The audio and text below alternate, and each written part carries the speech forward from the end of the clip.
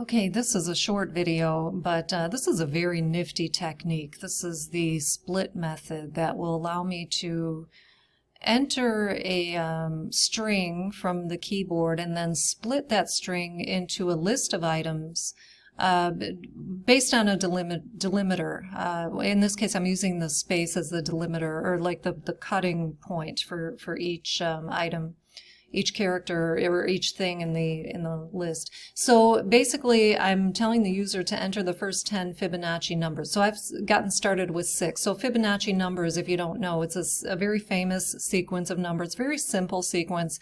So you get the next number in the sequence by adding the previous two. So in this case, like 3 plus 5 is 8, so that's my next Fibonacci number. So I'm going to add the 8. So then my next Fibonacci number would be 13, okay, and then 21, and then 34. So that should be about 10 Fibonacci numbers. So notice I've entered them in just one big string, separated by spaces. So now, when I hit the enter, okay, and so what happened is, so I put that in a string called nums, and then I created a Fibonacci list.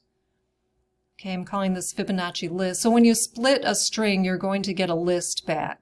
Okay, so that's why I called that Fibonacci list. And yeah, so really you just have to call the split method on that string and then provide the delimiter, in this case the space, and that's it. You've got your list of numbers in this case. And so then I just zip through those with a loop and print them out in shopping list format. Okay. Here's another useful technique. If you have something like this, like a Windows file path. Okay, so let's say I have a path that is going to my desktop, and then I have a cat picture on the desktop. In this folder, Great Pics. Okay, so we've all seen Windows file paths. Now, I did have to double up on the backslashes. If you don't do that, Python is going to think those are escape sequences. So I'll probably get an error on that, you see. So backslashes are different. Okay, so we have to double up on those. And so that's the file path. And then if I want to split that into folders, like for example, tell the user to look in this folder, the Great Pics folder. I just want to isolate that. I can isolate all of the components of this if I use the backslash, or in this case a double backslash, as the delimiter. So again, just calling the split method on that path, that's just a long string. I can split it according to the delimiter, the backslashes, and then I have a list. The list is called folders. So now I'm home free. I can say, look in the, oh, you know what I do? Okay, so let me run this. Uh-oh, I just, okay.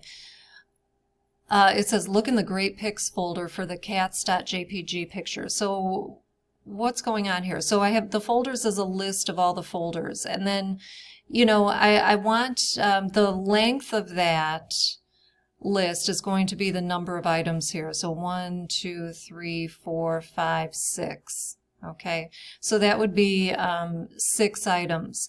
But this is, first of all, numbered. The list is going to be numbered 0 through 5. So number 5 would get me the name of that cat picture, and then number 4, index number 4, would give me the folder in which that cat picture is located. So that's why I did length of the folders minus 2. Okay, the folders list is 6 items long, but you know, if I want to backtrack and get to that Great Pics, I have to offset by 2. Okay, and that's so here for the cat picture itself, I'm offsetting by 1. The length of the list again is 6 items, but the last item, the last index in that list has an index of length minus 1, which is 5 in this case. So yeah, there you have it.